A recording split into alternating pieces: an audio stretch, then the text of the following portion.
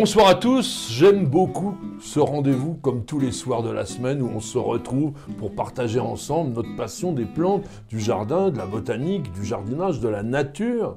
Et ceci dans cette ambiance assez sympathique qui est réalisée, soignée, entretenue, arrosée par ma petite jardinière Nicole.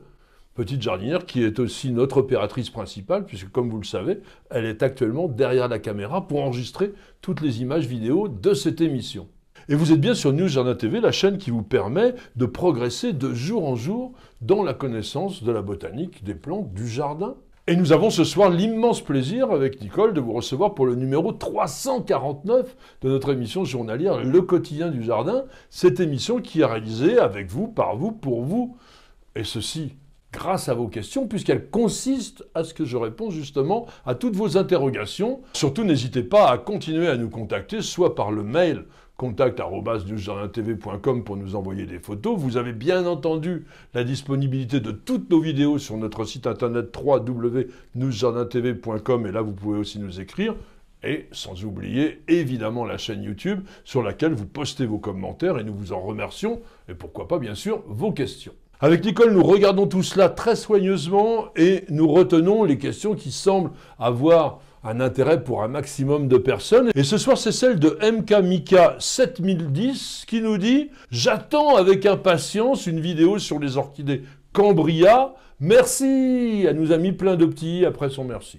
Et bien que le nom sonne comme un nom botanique, Cambria n'est pas une appellation scientifique, mais une dénomination d'origine horticole qui aujourd'hui réunit un nombre considérable d'espèces intergénériques d'orchidées, des hybrides, en fait, que l'on appelle des notogenres.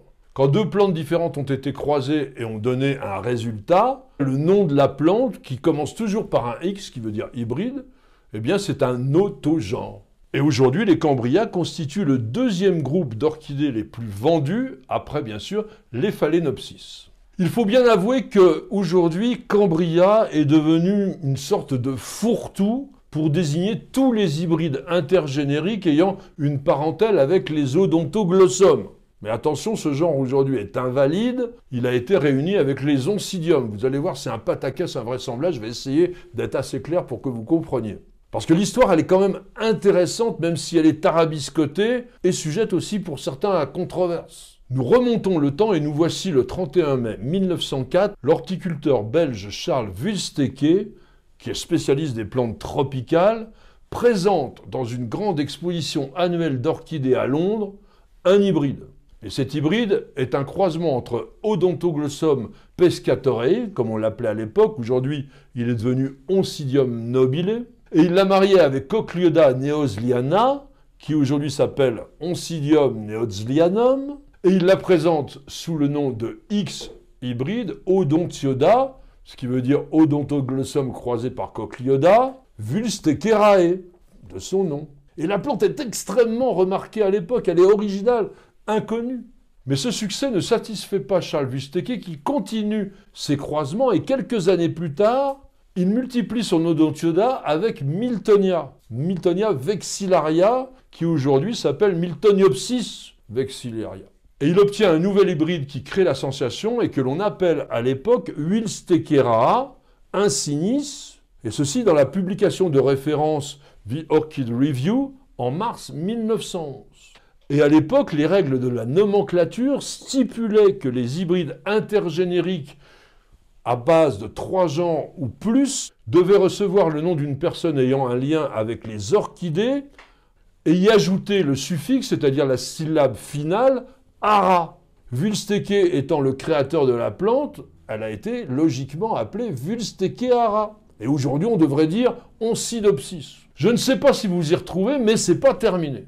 En 1931, l'entreprise britannique Charlworth & Co., qui était installée à Cooksbridge dans l'Essex et qui avait été fondée en 1908 par un passionné d'orchidées appelé Joseph Charlworth, présenta un cultivar à fleurs rouges sous le nom de Wülstekeara cambria. Le nom d'espèce étant largement plus facile à retenir, il fut conservé pour communiquer sur la plante et celle-ci connut un très rapide succès. Et c'est à partir de 1967, et surtout avec le cultivar Wülstekeara cambria plush, que la plante a véritablement explosé sur le plan commercial. Parce qu'elle a obtenu les plus hautes distinctions, à savoir le First Class Certificate, le FCC comme on dit, de la Royal Horticultural Society, et puis en 1973, le même diplôme, mais cette fois-ci de l'American Orchid Society, donc une reconnaissance mondiale. Et il faut bien dire qu'avant la déferlante des hybrides de Phalaenopsis, le Cambria a connu un succès énorme auprès du grand public, et ceci dans le courant des années 1990. Je dois même vous avouer qu'il a été, je pense, à l'origine de la démocratisation des orchidées. Et c'est à cette époque que les orchidées commencèrent à devenir accessibles au plus grand nombre grâce aux techniques de clonage in vitro qui avaient été développées en France par Vachereau et Lecoufle et qui ont permis la production en masse des orchidées comme on a aujourd'hui. Et du coup, le nom de Cambria s'est trouvé associé à tous les hybrides ayant des caractéristiques communes avec lui.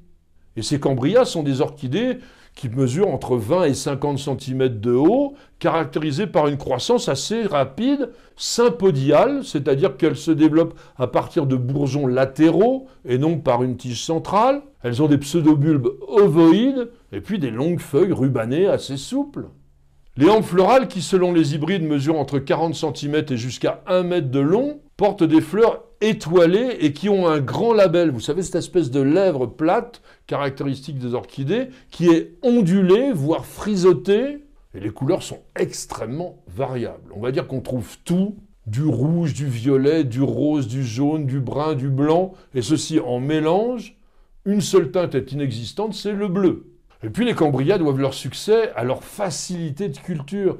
Elles viennent tout à fait bien dans l'ambiance normale d'un appartement, avec des températures entre 18 et 24 degrés, mais en été, s'il fait plus chaud, pas de problème, vous arroserez plus souvent, c'est tout. En revanche, en hiver, c'est pas mal de descendre fortement la température autour de 10-15 degrés, et ceci plutôt la nuit, de manière à créer des écarts de température qui sont à l'origine du secret de la floraison de ces orchidées. Donc dans une véranda comme ici, c'est parfait. Vous allez sortir vos Cambria durant la belle saison dans un endroit où la lumière est tamisée, parce que le soleil direct brûle la plante. En revanche, en hiver, il lui faut la pleine lumière. Et vous allez cultiver vos Cambria dans un substrat à orchidées classique, qui est à base généralement d'écorce de pin, dans lequel on ajoute alors soit de la mousse de polyuréthane et du polystyrène expansé, mais aujourd'hui on a tendance à les remplacer par de la pouzzolane et de la perlite. Il faut que ça soit extrêmement drainant. Vous arroserez avec une eau non calcaire, récupérez l'eau de pluie si possible, ou à ce moment-là de l'eau déminéralisée ou de la volvique, et apportez une fois par mois un engrais pour orchidées, et ceci pendant la période de croissance. Donc il n'y a pas de problème particulier de culture, et sur News Jardin TV, vous trouverez de toute façon plusieurs vidéos qui vous présentent plein de conseils pour réussir vos orchidées. Et je voudrais terminer avec une citation qui est extraite du magazine Le Magasin Pittoresque en date de 1853. Et cette phrase va résumer très bien la complexité de la plante que nous avons présentée au cours de cette émission. Les orchidées sont, si l'on peut s'exprimer ainsi, les plus excentriques des végétaux. Presque tout dans ces plantes bizarres s'écarte des types communs et des usages ordinaires de la végétation. Merci à tous et à chacun de nous avoir suivis. J'espère que cette évocation d'une orchidée qui est très populaire et qui le mérite bien, parce que franchement, vous devriez réussir à la cultiver correctement dans la maison si vous respectez les indications que je vous ai données. En tous les cas, merci beaucoup d'avoir posé la question. Ça nous permet d'avoir présenté une nouvelle orchidée dans l'immense collection que représente la chaîne News Jardin TV. En tous les cas, grâce à vous, grâce à ces questions, eh bien, nous réalisons petit à petit, et ceci de jour en jour, une véritable encyclopédie des plantes et du jardin en vidéo. Madame, monsieur, je vous souhaite de passer une excellente soirée et je vous donne rendez-vous dès demain pour de nouvelles aventures jardinières et bien sûr pour un nouveau numéro de notre émission journalière Le Quotidien du Jardin.